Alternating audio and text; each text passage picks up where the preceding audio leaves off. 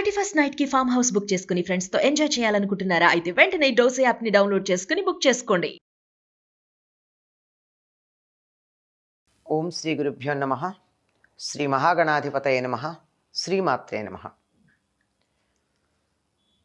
కర్కటే పూర్వ ఫల్గుణ్యాం తులసీకాననోద్భవాం పాండ్యే విశ్వంభరాం గోదాం వందే శ్రీరంగనాయకీం. నీళాతుంగస్తనగిరితటీ సుప్తముద్బోధ్య కృష్ణం పారార్జం స్వం శృతిశతశిరసిద్ధమధ్యాపయంతి స్వోచ్ఛిష్టాయాం సృజినిగళితం యా బలాత్కృత్య భుంక్తే గోదా తస్యై నమ ఇదమిదం భూయ ఏవాస్తు భూయః. శ్రీ భూనీల సమేత గోదా రంగనాథ స్వామినే నమః. தூமணிமாடத்துச்சுத்தும் விளக்கெரிய தூபம் கமலத்துல இளை மேல் கண் வளரும் மாமான் மகளே மணிக்கதவம் தாழ்த்திழவாய் மாமீர் அவளை எழுப்பீரோ உன்மகள்தான் ஊமையோ அன்றிச் செவிடோ அனந்தலோ ஏம பெருந்துயில் மந்திரப்பட்டாளோ மாமாயன் மாதவன் வைகுந்தன் என்றென்று நாமம் பலவும் నవింద్రేలోరెంబావాయ్. 9వ నాటి ఉదయం అంటే అప్పటికే బ్రాహ్మీ ముహూర్తానికి నిద్రలేచినటువంటి గోదాదేవి చెరులతో కలిసి స్నానవ్రతం చేయడానికి బయలుదేరుతోంది. ఇక్కడ స్నానవ్రతం అంటే మనం ఒక్క మాట చెప్పుకోవాలి. ఏమిటి స్నానవ్రతం? స్నానం చేద్దాం రండి, స్నానం చేద్దాం రండి అంటే రోజు స్నానం చేయటం లేదా వీళ్ళు?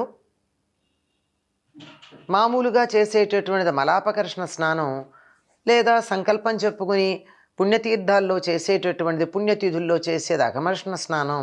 కానీ వీరు చెప్పేటటువంటిది భక్తిలో మునిగిపోయే స్నానం, జ్ఞానంలో తడిసిపోయేటటువంటి స్నానం. ఈ జ్ఞానం ఏమిటి? కృష్ణ సంబంధమైన జ్ఞానము అనేటటువంటి దానిలో తడిసిపోయి భక్తి అనేటటువంటి దానిలో తలమున్కలయ్యేటటువంటి స్నానం. ఈ స్నానానికి సంబంధించి చెప్తోంది ఆవిడ. పరిశుద్ధమైనటువంటి నవవిధమణులతో నిర్మించబడిన మేడలో సుఖశయ్యమైన చుట్టూ దీపాలు వెలుగుతుండగా, అగరు ధూపాలు ఘుమఘమలాడుతుండగా నిద్రపోతున్న ఓ అత్త కూతురా అని సంబోధించింది. సుఖాలు ఎక్కువయ్యేటప్పటికీ సాధనకి ఒళ్ళు సహకరించదు. ఇంకొంచెం సేపు పడుకుందాం, ఇంకొంచెం ఎంత సుఖంగా ఉంది, ఎంత హాయిగా ఉంది, ఈ హాయిని అనుభవిద్దామనేటటువంటి భావన ఉంటుంది. అపురూపంగా పుట్టినటువంటి పిల్లల్ని అపురూపంగానే పెంచుకుంటూ ఉంటారు పెద్దలు. గోదాదేవి యొక్క అత్త కూతురు అటువంటి సుకుమారి, అటువంటి అపురూపంగా పెరిగినటువంటిది. అందుకని ఆమె పడుకోవడానికి ఏర్పాట్లు ఎలా చేశారో చూడండి. ఇంట్లో మంచి ఎటువంటి మాలిన్యాలు లేనటువంటి నవవిధ మణులతో కట్టిన మేడ. అక్కడ ఆ రోజుల్లో ధనవంతుల ఇళ్లల్లో దీపాలు ఎలా ఉండేవి అంటే మణులు పెట్టుకునేవారు. అవి చీకటి పడగానే ఎంత చీకటి పడితే అంత ఎక్కువ కాంతినిస్తూ మన కంటికి కావలసిన కాంతిని ఇవ్వగలుగుతూ ఉంటాయి. ఆ దీపాలకు మళ్ళీ ఆముదం పోయడం, ఒత్తి వేయడం, వెలిగించడం లాంటి శ్రమలు ఉండవు. పొగ వస్తుంది కదా దానికి. అందువల్ల అటువంటివి లేకుండా మణులతోనే భవన నిర్మాణంతో పాటుగా అటువంటి అందమైనటువంటి చుట్టూ దీపాలు వెలుగుతూ ఉంటే, ఎందుకంటే చీకటిగా ఉన్నటువంటి గదిలో నిద్రించకూడదని చెప్పి పెద్దలు చెప్తారు. తప్పనిసరిగా కొద్దిగానైనా వెలుగు ఉండాలి. ఇక్కడ బాగానే వెలుగులు పెట్టారు. చిన్నపిల్ల కదా భయపడుతుందో ఏమో అని. ఆ వెలుగులతో పాటు అగరధూపాలు ఉన్నాయి. అంటే శయనశాస్త్రం చాలా గొప్పగా ఉందండి. మన పూర్వులు మనకి చెప్పింది. తర్వాత పాసురాల్లో మంచం ఎట్లా ఉండాలో కూడా చెప్తారు. గది ఎలా ఉండాలి అంటే మంచి కొద్ది వెలుగు ఉండాలి, అగరుధూపాల వాసన ఉండాలి, ఘుమఘమలాడుతూ ఉండాలి. ఎందుకంటే పరిమళం ఉన్నట్టయితే, మంచి సువాసన ఉన్నట్టయితే నిద్ర సుఖంగా పడుతుంది. అన్ని రకాల వాసనలు పనికిరావు. సుఖనిద్ర పట్టడానికి తగినటువంటి పరిమళాలు కొన్ని ఉంటాయి. అటువంటి మంచి వాసనలు కలిగినటువంటి గదిలో అగరుధూపాల వాసనలు, కొద్దిగా ఉండేటటువంటి వెలుగులు ఇవన్నీ ఉండగా, ఓ అత్త కూతురా హాయిగా నిద్రపోతున్నావు కదమ్మా నువ్వు. సుఖం ఎలా ఉంది అంటే ఆ సుఖాన్నించి వదిలిపెట్టుకోవడానికి వీలు లేకుండా ఉంది. మణికవాటపు గడియ తీయ. ఆ ఇల్లంతా మంచి నవరత్నాలతో నిర్మాణం చేయబడింది కదా. తలుపుకి వేసినటువంటి గడియ మణులతో తయారు చేయబడిందిట. మరి ఏం మణో, పచ్చలో కెంపులో ఏమో అటువంటి వాటితో ఒక గడియ తయారు చేస్తే ఆ గడియ తలుపు తీయమ్మ. పోనీ పిల్ల వినటల్లా. అందుకని అత్త కూతుర్ని కదా పిలిచింది. ఓ అత్త, నువ్వైనా ఆవిడ్ని లేపు, నీ కూతుర్ని.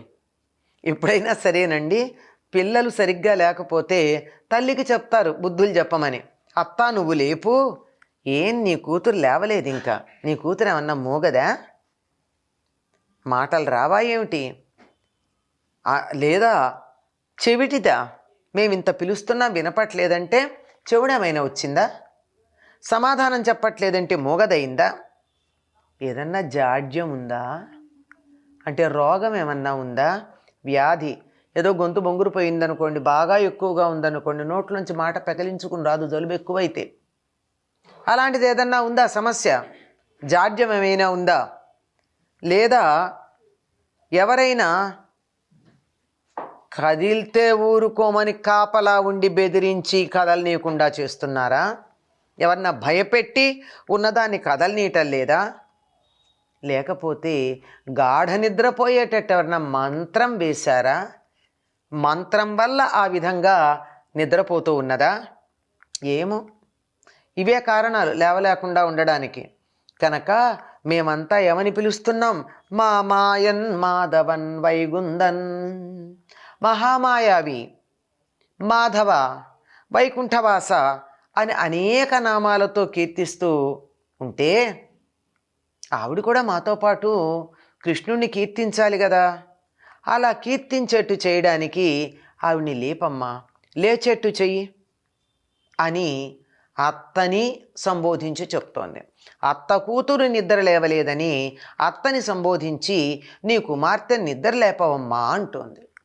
అంటే కొంతమంది భక్తులైనటువంటి వారు భగవంతుని సేవించుకోవడానికి కానీ, లేక సాధకులైనటువంటి వారు సాధన చేయడానికి కానీ రాని పరిస్థితులు ఉంటాయి.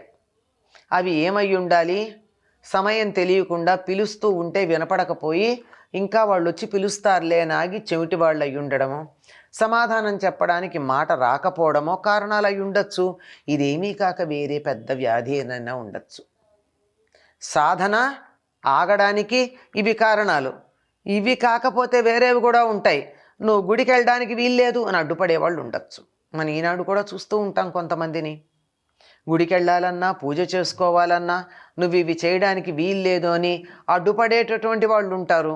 ఇవేమీ కాకపోతే ఎవరన్నా మంత్రం వేశారేమో. నిద్ర మెళుకు రాకుండా గాఢంగా నిద్రపో, నువ్వు మేలుకోవడానికి వీల్లేదు, నువ్వు మేలుకున్నట్టయితే గుడికి వెడతావు, కృష్ణుణ్ణి చూస్తావు, నువ్వు ఈ పని చేయడానికి వీల్లేదని ఏమన్నా మంత్రించారా? అంటే ఎన్ని రకాల ఆలోచనలు చేస్తోందో చూడండి. ఇంతకన్నా మరొక అవకాశం లేదు. ఇంత పిలిచినా బయటికి రావడం లేదు ఆ గోపిక అంటే, అయితే చెమిటిదన్నా అయి ఉండాలి, మోగదన్నా అయి ఉండాలి, లేకపోతే ఆవిడికి ఏదన్నా వ్యాధి వచ్చి ఉండాలి, లేదా ఎవరన్నా కాపలా ఉండి నోరెత్తడానికి వీల్లేదు, కదలడానికి వీల్లేదని భయపెడుతున్నా ఉండాలి, లేదన్నా మంత్రించి కదలడానికి వీల్లేదని కూర్చోబెట్టాలి. ఇవన్నీ కూడా మనం సన్మార్గంలో వెళ్ళే వాళ్ళకి వచ్చేటటువంటి అడ్డంకులుగా మనం గమనిస్తూనే ఉంటాం. వీటిల్లో ఏ ఒక్కటి ఉన్నా సాధన అక్కడ ఆగిపోతుంది. భగవత్ సేవ చేయడం అన్నది కుదరకుండా ఇబ్బంది కలుగుతుంది. ఇంతకన్నా వేరే రకాలైనటువంటి విఘ్నాలు భగవద్భక్తులకు ఉండవు. కనుక అట్లాంటిది ఏమన్నా జరిగిందా, మాతో పాటుగా నీ కూతుర్ని లేపితే ఆవిడ కూడా మహామాయావి, వైకుంఠవాస, మాధవ అని కీర్తిస్తుంది. అలా కీర్తన చేయడం మనకే మంచిది కదా. ఎవరైతే భగవంతుడిని కీర్తిస్తారో వారికి మేలు కలుగుతుంది, వారి కుటుంబ సభ్యులు కూడా శాంతముగా ఉండడానికి అవకాశం ఉంటుంది. తప్పనిసరిగా నిద్రలేపమ్మా అత్త కూతురా లే అని చెప్పి లేవలేకపోతే అత్త నువ్వన్నా లేపని బాధ్యత తల్లి మీద పెట్టింది. ఎవరైతే బాధ్యత వహిస్తారో వారు సన్మార్గంలో జీవులు వెళ్ళడానికి సహకరించవలసినటువంటి అవసరం వారిపైన ఉంటుంది.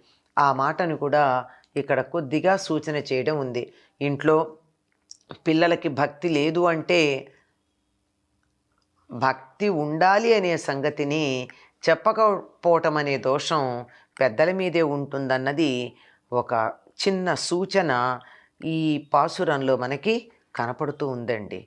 పైకి భక్తి అయినా లోపల అనేకమైనటువంటి సామాజిక అంశాలు కూడా, పరిసరాలు, ప్రకృతి ఇత్యాదులన్నీ కూడా ఇందులో మనకి ఈ పాసురాల్లో తొంగి చూస్తూ ఉంటాయి. స్వోచ్చిష్టమాలికా బంధగంధబంధురజిష్ణవే విష్ణుచిత్తతనూజాయై గోదాయై నిత్యమంగళం. స్వస్తి.